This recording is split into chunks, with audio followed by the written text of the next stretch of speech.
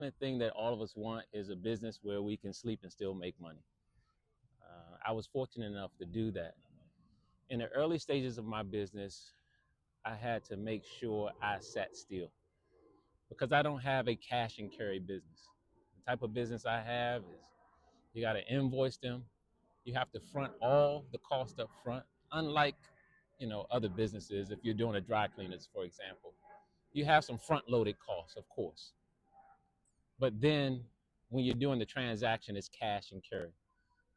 With a staffing business, you're front loading everything to build your company, everything to staff your first contract, and all the auxiliary expenses, whether that's your bond, whether that is your workers' compensation insurance, or $2 million of general liability insurance, employee dishonesty, a bond or insurance. There's so many things that you're front loading, including the actual staffing costs, the labor costs.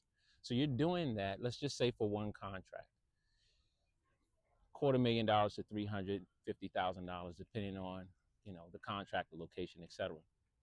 But then you're putting out roughly 80% of that cost, and you have to know those numbers.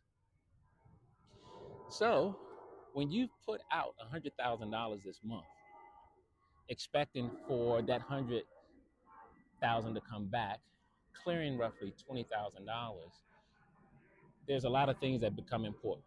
Cash flow becomes important, receivables become important, controlling your costs becomes important, and ensuring that you get that money in as fast as you possibly can.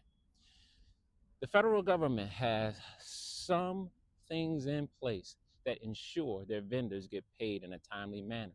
And there are processes and procedures that one can go through, any business owner, any company can go through when there are delayed payments.